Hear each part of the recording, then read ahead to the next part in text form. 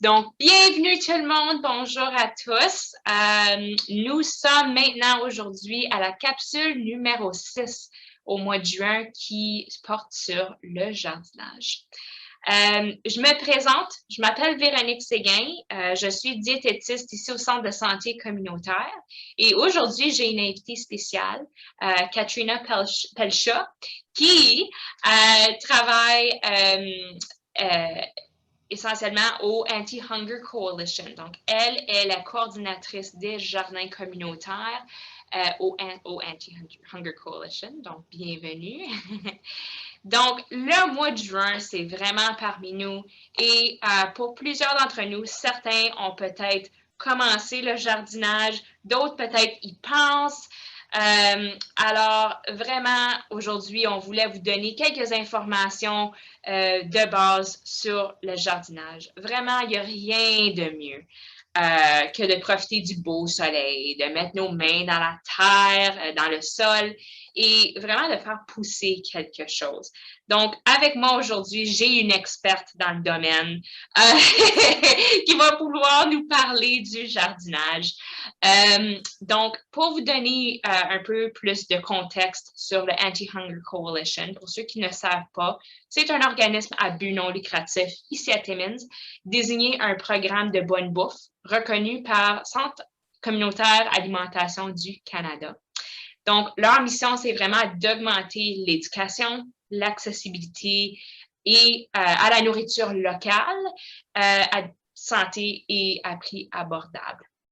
Donc, leur dévouement est vraiment démontré par 3 volets qu'ils ont dans leur programmation. Donc, les jardins communautaires, les programmes de cuisine communautaire, mais aussi le programme de la bonne bouffe, qui est un programme qui va distribuer des légumes et des fruits locaux à des prix abordables aussi, donc à la communauté. Donc, pour commencer, Katrina va nous parler, va nous donner des informations de base sur le jardinage parce que il y a beaucoup de questions. Certainement, moi, je vais apprendre beaucoup aujourd'hui et va nous donner quelques pouces sur comment commencer le jardin. Plus tard, on va parler un peu des herbes, des fines herbes, parce que c'est quelque chose quand même assez simple à planter aussi. Puis, comment on peut les utiliser pour assaisonner un plat sans nécessairement ajouter plus de sel ou de gras. Donc, ça va être des sujets abordés aujourd'hui. Donc, je vais passer la parole à Katrina. Allô? Et on va parler juste de la base du jardinage. Alors, si tu veux nous commencer, vas-y. Bonjour tout le monde, merci pour m'avoir ici pour parler au sujet du jardinage. C'est ma sujet favori. Alors, on va parler aujourd'hui comment commencer un nouveau jardin. Il y a des questions à te demander en première avant que tu mets main sur terre. Et la première question, ça semble simple, mais c'est important. Tu dois te demander qu'est-ce que tu aimes manger? Tu ne veux pas prendre du temps à pousser du manger que tu n'aimes pas parce que c'est du fun. C'est mieux à pousser des choses que tu aimes manger pour que tu peux get to know les plantes et le jardinage. Oui. Alors, une place facile à commencer, c'est avec des laitues, des herbes fines, des fèves. Ça, c'est des alimentations qui sont super faciles et ça te donne la confiance.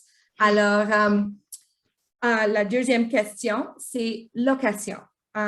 Si tu veux pousser des choses comme des herbes que tu vas en manger beaucoup, peut-être chaque jour, tu veux les mettre plus proche de ta maison. Et si c'est quelque chose comme des patates qui prend plusieurs mois à pousser, c'est correct à les mettre plus loin de la maison. Oui, tu veux avoir l'accès vraiment proche pour des choses que tu utilises toujours ou peut-être tu les oublies ou, c'est plus facile si c'est là. Exactement. Moi, je suis lazy et je veux que c'est direct là. Et aujourd'hui, on va commencer avec des plantes comme la laitue et des fèves. Et Véronique va vous en parler aux herbes fines.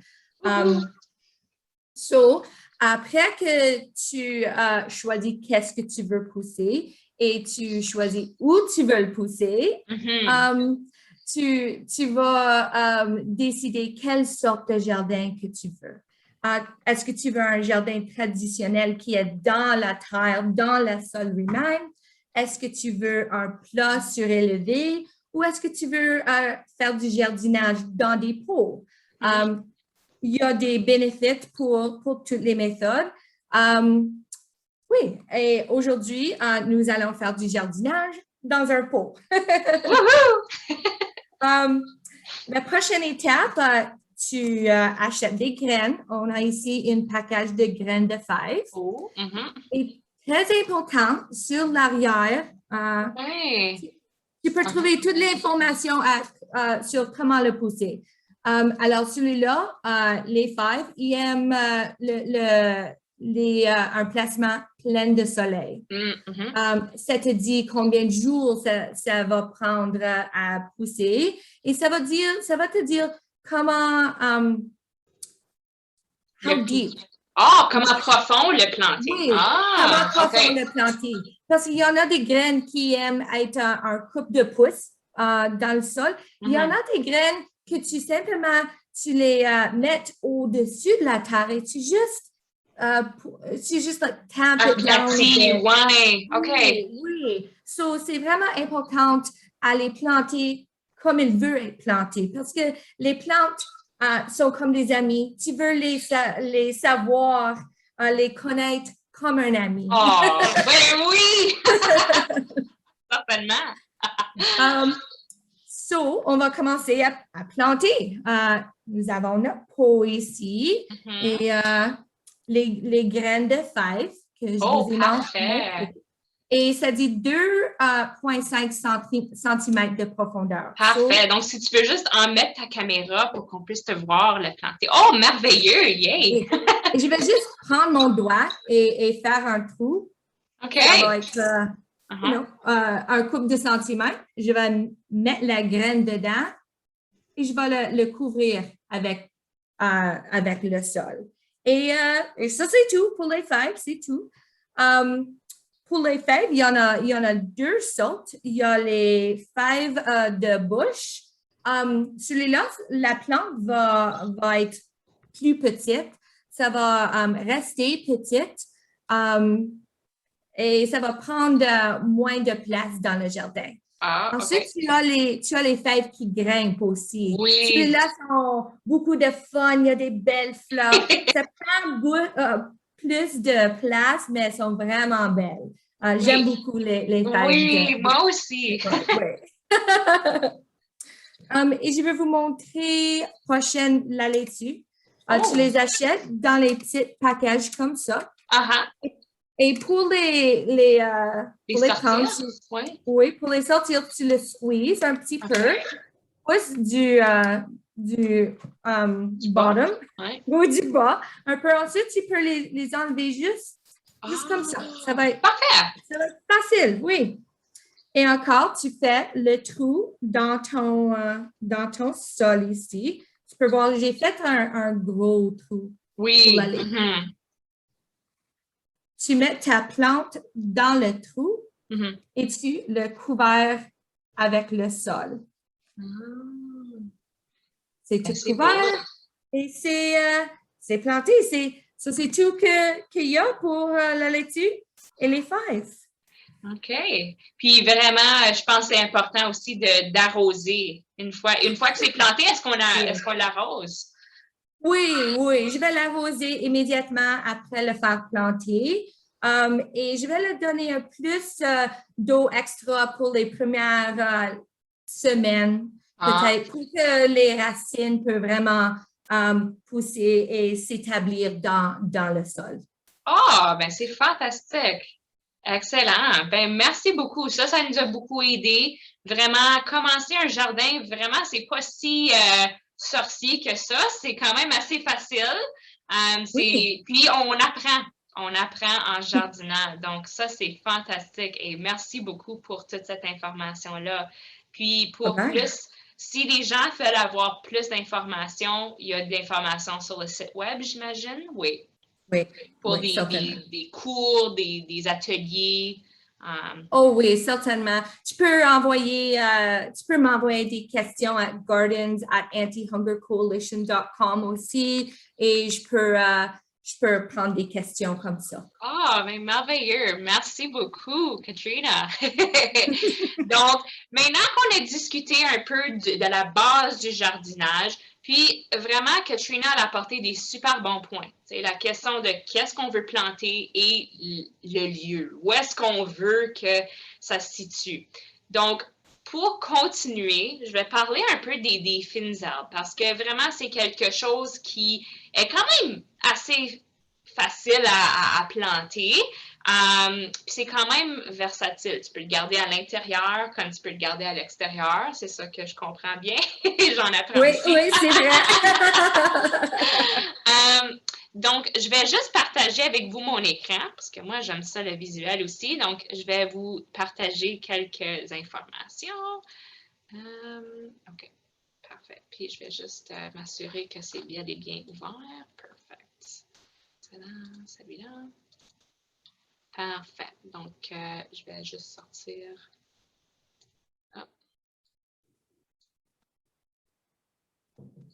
Oh. Ouais. Oh. Excuse-moi. C'est parfait, c'est vraiment clair. Excellent. Donc, je vais juste partager mon écran. OK. Donc, je vais ouvrir ça. OK.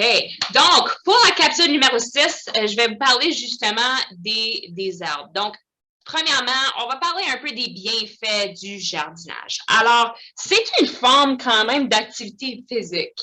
Quand on est dans le jardin, on est penché, on a des sacs à lever, on est vraiment plus actif dans le jardin, même une activité légère, mais fantastique pour tous les groupes d'âge. Ce qui nous apporte un autre point, c'est vraiment une belle activité de famille. Donc, peu importe si on a des enfants dans le jardin, maman, papa, les grands-parents, c'est vraiment une belle activité à faire en famille. Avec les enfants, ça peut aussi leur donner le goût de vouloir essayer des nouveaux aliments, puis de manger ce qu'ils ont planté, ce qui est vraiment excitant. Donc, on ne peut pas non plus négliger le fait que, hey, on est dans la nature, il y a du beau soleil. Donc, la nature a plusieurs bienfaits, non seulement sur la santé, mais le bien-être aussi. Alors, notre humeur, mais aussi le soleil. En étant dans le soleil, ça va nous permettre de prendre la vitamine D qu'on a peut-être manqué durant l'hiver. Donc, c'est beau de cette façon-là. Puis aussi, on peut avoir des légumes et des fruits et légumes, des herbes fraîches à portée de main, un peu comme Katrina avait dit. Si c'est proche de chez vous, si c'est proche de la porte, vous allez avoir plus le vouloir d'aller le chercher. Mais peu importe si vous plantez des fruits, des légumes, des herbes fraîches ou même des fleurs, ça ne dérange pas c'est quoi. À la fin de la journée, ça a tous les mêmes bienfaits de ce sens-là, mais certainement, manger les fruits et légumes miam miam du jardin, c'est bon. Alors, la différence, qu'est-ce que des herbes et des épices? Donc, entre autres, les herbes, c'est vraiment la partie feuillue de la plante. Donc, on regarde ici, par exemple, au persil, je pense. Mais essentiellement, le persil, c'est la partie feuillue de la plante. Comparé à peut-être les épices, qui est vraiment les bourgeons, l'écorce, les fruits, les racines ou la tige de divers arbres ou de plantes. Donc, on peut voir ici quelques bourgeons et même des épices ici. Donc, on voit la cannelle. Donc, c'est une écorce. Donc, toutes des belles choses. Alors, c'est quoi les bienfaits de cuisiner avec des herbes? Donc, premièrement, c'est très simple. Ça permet de rehausser la saveur et l'arôme d'un plat, sans nécessairement ajouter trop de sel ou de gras. Chez certains qui ont peut-être l'intestin un peu plus sensible, c'est une façon aussi d'ajouter des saveurs sans nécessairement ajouter peut-être des oignons ou de l'ail, qui peuvent être des aliments déclencheurs de certains symptômes digestifs. Alors, une très belle façon d'aller procurer des bonnes saveurs. Donc, le coût, donc, c'est pas très dispendieux. Alors, peu importe si vous choisissez des herbes fraîches ou des herbes séchées, c'est tout de même des bonnes options. Mais si ça vient de votre jardin, c'est gratuit. Alors, et vous l'avez durant l'été. Donc, et même dans la maison durant l'année longue, hein, durant l'hiver, vous pouvez l'avoir dans votre maison. Il y a aussi des bienfaits de santé associés à des herbes, entre autres. Il y a quand même des vitamines et des minéraux traces. Ça peut aussi avoir des antioxydants, qui est bon aussi pour le système. Donc, je dirais que l'ajouter pour ses bienfaits et non pour une condition spécifique. Donc, vraiment l'ajouter pour ses bienfaits. Alors, quelques pouces du pouce vert. Alors, vraiment, consommer régulièrement lorsque vous papotez. Alors, le fait de les couper et de les cueillir va stimuler la croissance de la plante. Alors, c'est important de les utiliser régulièrement. Cherchez des herbes qui sont de couleur vive et uniforme et ne sont pas flétries. Donc, vraiment, quand vous choisissez des herbes, c'est ça des petites astuces lorsque vous cherchez. Coupez et hachez finement vos herbes. Alors, le plus qu'il y a le plus de surface de vos aliments qui sont exposés aux herbes, le plus que le goût va être savoureux. Évitez de trop cuire les herbes. Donc, ça, c'est vrai parce que la chaleur un excès de chaleur peut détruire les saveurs et les arômes lorsque vous cuisinez. Et ajoutez vos herbes avant de servir. Donc, en gros, lorsqu'elles sont tachées, ça fait que le bon goût, les bonnes saveurs peuvent se répandre. Il y a pourtant quelques exceptions. Certaines herbes, par exemple les herbes méditerranéennes, supportent bien la mijoteuse. Si on pense à l'origan, le thym, le romarin, les feuilles de laurier. Donc, ces herbes-là vont bien supporter ça. À l'exception de la basilic, ça, on va ajouter plus à la fin. Pour les plats froids, donc quand je pense par exemple à une salade, c'est rafraîchissant d'avoir une salade aux fruits avec de la menthe fraîche. Donc, ça, je pense à cet exemple-là. Alors, pour ces plats-là, ajoutez plus au début pour permettre le temps au goût de répandre dans votre plat, justement, lorsque c'est froid, parce que les plats froids, essentiellement, le froid diminue l'intensité et ralentit le développement de l'arôme. Puis vraiment, les herbes séchées, ils ont besoin de plus de temps eux-mêmes pour réhydrater. Donc, peut-être ajouter eux autres plus tôt pour que ça libère des bonnes saveurs. Donc, en gros, un petit coup de pouce pour la cuisine. Donc, une règle générale, une cuillère à table d'herbes fraîches équivaut à une cuillère à thé d'herbes séchées. C'est quand même un petit quelque chose pour la cuisine, mais juste de règle générale. Donc, comment les entreposer? Alors, des herbes fraîches, donc, pour ce qui est, par exemple, donc des herbes qui ne sont pas nécessairement ligneuses. Donc, on parle, par exemple, quand je parle de ligneuse, je veux dire le thym a comme une branche, le romarin a une branche. Donc, les herbes qui n'ont peut-être pas cette branche-là, c'est plutôt une tige, comme je vois ici du persil. Tu peux les mettre dans un verre d'eau, puis juste mettre un sac de plastique par-dessus pour 4 à 6 jours, puis de garder dans le réfrigérateur. Pour ce qui est de nos herbes ligneuses, comme par exemple le romarin, vous pouvez le mettre dans un papier qui est humide et l'entreposer dans un sac de plastique. Alors ça, comme ici, dans cet exemple ici. Pour les herbes qui sont tu peux aussi les sécher. Donc, pour les sécher, essentiellement, vous pouvez les laver et juste tremper avec une serviette qui est un peu humide. Et vous pouvez les suspendre à l'envers pendant quelques semaines. Vous pouvez aussi les mettre dans le fourneau pour sécher. Ça, c'est une option aussi. Donc, vous pouvez aussi les congeler. Alors, vous pouvez les laver en tapotant avec, comme j'ai dit, un papier humide et en congelant dans un contenant ou un sac qui n'est pas exposé à l'air. Donc, vraiment pas exposé à l'air. Et lorsque vous le décongelez, ajoutez-le directement à votre préparation plutôt que le laisser décongeler parce que ça peut noircir ou ramollir. Donc, vraiment pour garder cette intégrité-là, juste mets-le directement dans ton plat. Il y a aussi d'autres façons créatives de conserver ça. Donc, vous pouvez même ajouter un peu d'huile dans des petits contenants de glace, mettre un peu d'herbe, un peu d'huile, puis ça peut être une façon de rehausser le goût de votre plat, juste en ajoutant un petit cube avec un peu d'huile, un peu d'herbe fine. Vous pouvez aussi faire un pesto, par exemple, avec la basilic, je pense à ça. Vous pouvez le faire de cette façon-là aussi. Donc, je vais vous parler un peu du romarin pendant qu'on a juste quelques minutes, mais je vais vous parler un peu du romarin. Donc, ça l'accompagne bien la viande, la volaille, des pommes de terre, des légumes. Ça contient quand même des antioxydants et quelques éléments traces comme les fibres, le fer, le magnésium, potassium, etc. Donc, il y a beaucoup de bienfaits quand même à ajouter certaines herbes dans nos préparations.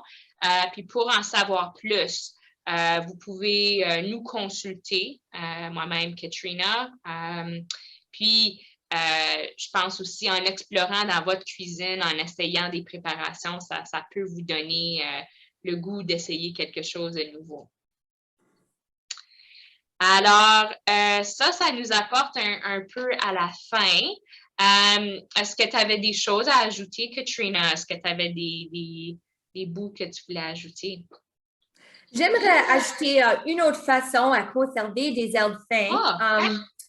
Tu les coupes vraiment, vraiment fins et petites et tu ajoutes un peu de sel là-dedans et tu la coupes, la sel dans l'herbe. Ensuite, tu la fais sécher et tu as le sel qui conserve l'herbe et tu peux ajouter un peu sur ton plat pour avoir un peu de sel et de l'herbe aussi.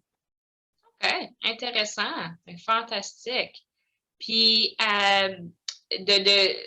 je pense, les points qu'on a appris aujourd'hui, le jardinage, ça peut sembler un peu difficile au début, complexe, mais à la base, c'est très simple et il y a quand même des bienfaits, peu importe si vous plantez des plantes que vous pouvez consommer ou juste des belles fleurs.